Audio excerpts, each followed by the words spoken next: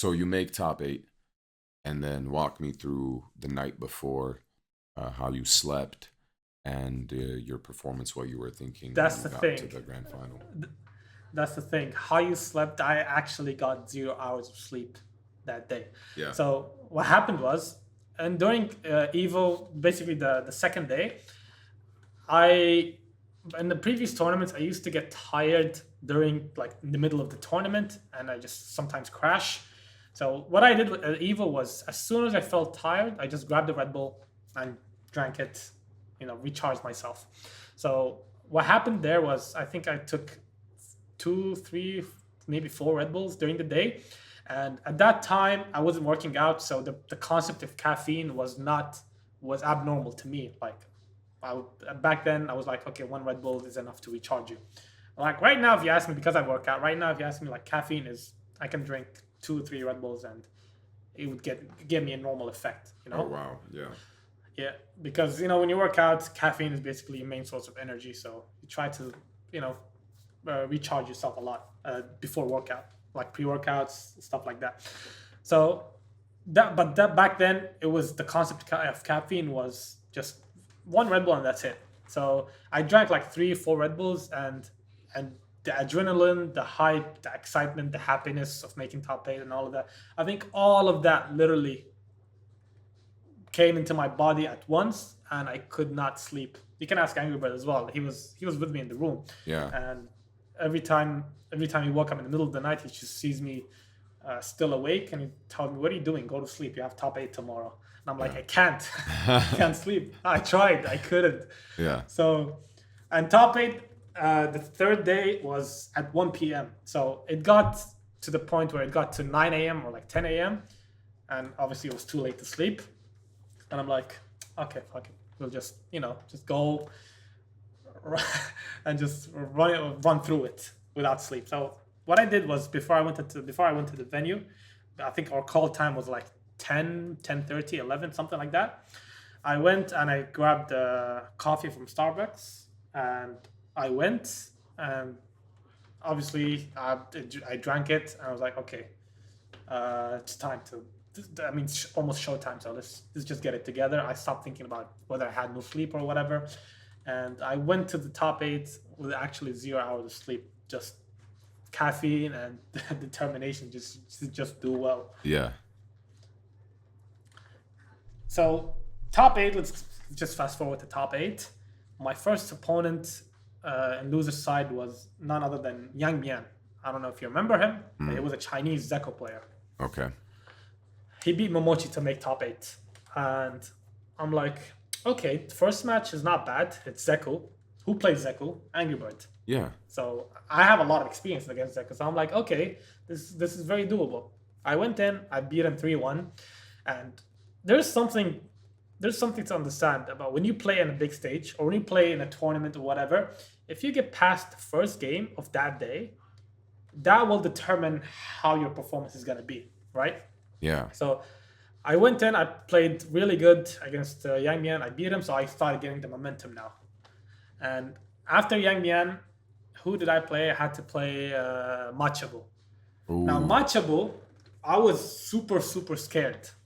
Not super scared, but I was like, okay, this is the only guy I did not want to face Dangerous. in that Yeah. whole He's top eight. dangerous. Dangerous. Yeah, and my record versus him in casuals was like 100-0 to him, like 100% win to him, 0% to me. I could not beat him in any set, even when I was in Japan.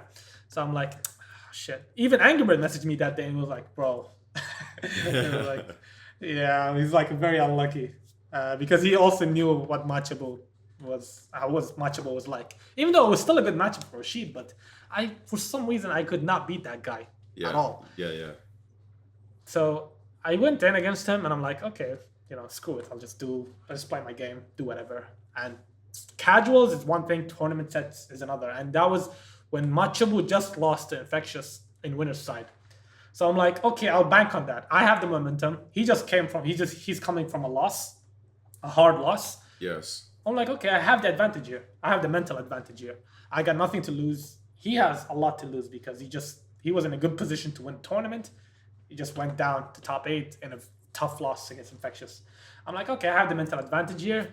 let's see what happens. So I went in, I was up 2-0, and the last round, at the last game, I felt like he was coming back. I'm like, shit, if I let him win this game, I'm done. He's gonna come back 3-2 and beat me. So I was like, he started the game.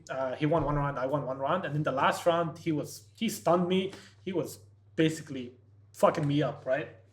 I had like almost zero health left, and he had a lot of health. It was like 70, 80%.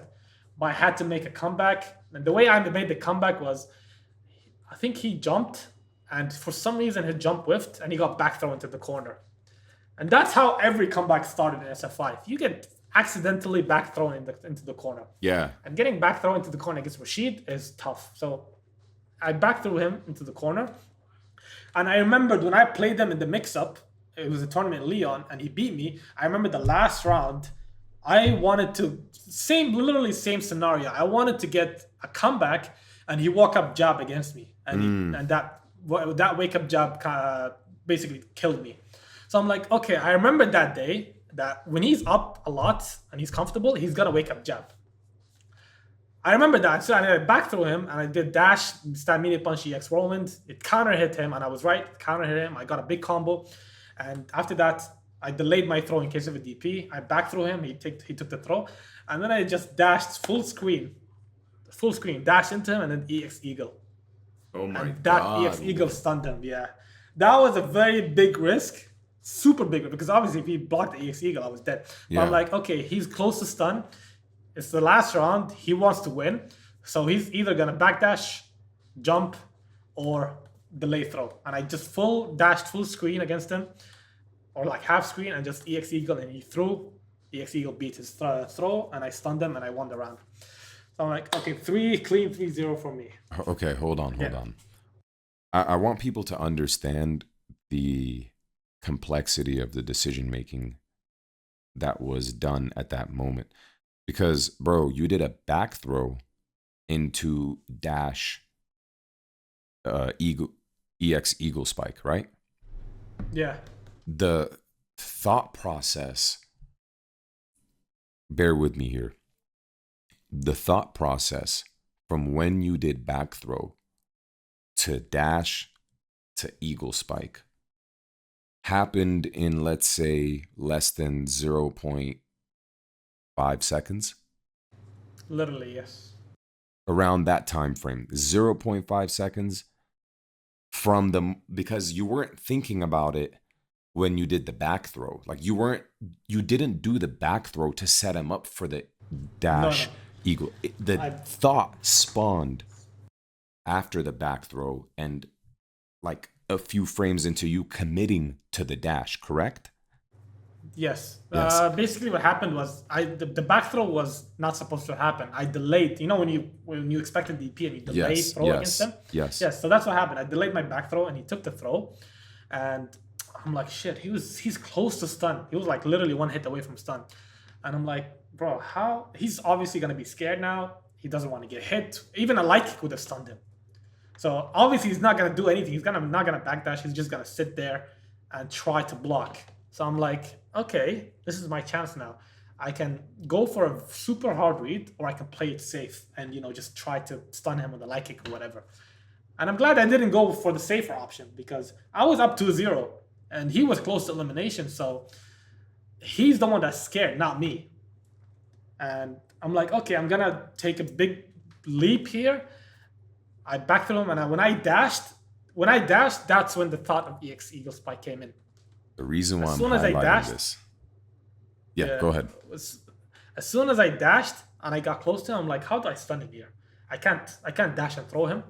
He might backdash and he might tech my throw. So I'm like, okay, I can do one thing that's gonna beat both, which is Eagle Spike. EX Eagle Spike is gonna beat throw, and it's gonna beat backdash.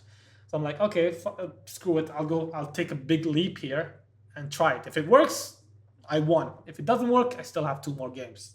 So I'm like, okay, I'll do it. I back through him. I dashed, and obviously Machabu was really scared because one touch and he was stunned and he was eliminated after that. Yeah. So I played into that as well, and I just took a big leap. The decision literally came when I dashed. It didn't even come from the back throw. It came when I back threw him, I looked at the stun, and then I dashed. And that's when the thought came to EX Eagle spike him.